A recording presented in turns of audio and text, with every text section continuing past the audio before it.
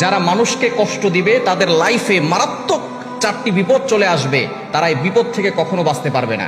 আমাদের সমাজে কিছু মানুষ আছে, মানুষকে কষ্ট দিয়ে, মানুষকে ঠকিয়ে মনে করে যে আমি জিতে গেছি।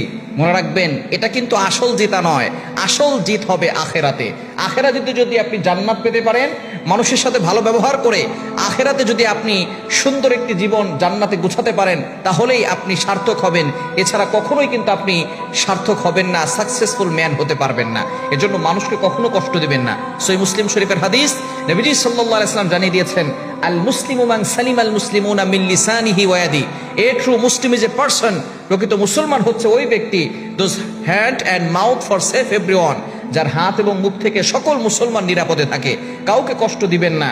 যারা কষ্ট দেয়, এক নাম্বার তাদের শাস্তি হচ্ছে তারা কখনো শান্তি পায় না। আল্লাহ তাআলা তাদের অন্তর থেকে শান্তি কেড়ে নেন, তাদের অন্তরে আল্লাহ তাআলা কষ্ট চাপিয়ে দেন। সুতরাং এক নাম্বার শাস্তি, আপনি আপনার লাইফ নিয়ে কখনো হ্যাপি থাকতে পারবেন না। দুনিয়া এবং আখেরাত উভয় জগতে আপনিও কঠিন বিপদে পড়ে যাবেন। আল্লাহ তাআলা দুনিয়াতেও আপনাকে শান্তি দিবেন না, আখেরাতেও আপনি শান্তির মুখ দেখতে পারবেন না। এজন্য যদি আপনি দুনিয়া ও আখেরাতের শান্তি দেখতে চান, অন্যের মনে কষ্ট দিবেন না। আপনি মানুষের উপকার করতে পারেন আর না পারেন, কখনো ক্ষতি করবেন না, মানুষের মনে কষ্ট দিবেন না। কেননা মানুষের মন ভাঙা মসজিদ ভাঙার থেকেও মারাত্মক গুনাহ। কেননা মসজিদ বানিয়েছে, কাবা শরীফ বানিয়েছে ইব্রাহিম আলাইহিস সালাম আর ইসমাঈল আলাইহিস সালাম। প্রথমে তো ফেরেশতারা বানিয়েছিল, নূহ আলাইহিস সালামের সময় সব শেষ হয়ে গেছে। এরপর ইব্রাহিম আলাইহিস সালাম আবার নতুন করে বানিয়েছেন।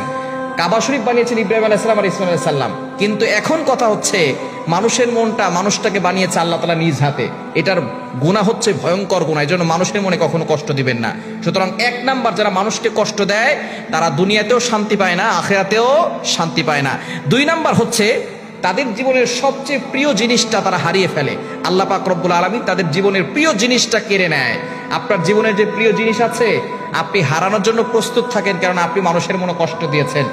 এজন্য অবশ্যই মানুষের মনে কখনো কষ্ট দিবেন না। তিন নাম্বার, যারা মানুষের মনে কষ্ট দেয় তাদের প্রতি অন্যান্য মানুষের কোনো ভালোবাসা থাকে না, মানুষ তাকে ঘৃণা করে। মানুষ আস্তে আস্তে তার প্রতি ভালোবাসা হারিয়ে ফেলে, মানুষ আস্তে আস্তে তাকে ঘৃণা করা শুরু করে, মানুষও তাকে মহব্বত করে না, ভালোবাসে না। চার নাম্বার হচ্ছে আল্লাহ পাক রব্বুল আলামিন নিজেও তাদেরকে ক্ষমা করে না। যারা মানুষকে কষ্ট দেয় আল্লাহ তাআলা ক্ষমা করে না। মনে রাখবেন, আল্লাহ হচ্ছেন ইনসাফকারী, আল্লাহ হচ্ছেন ন্যায় বিচারক। আল্লাহ তাআলা কখনো কারো প্রতি জুলুম করবেন না।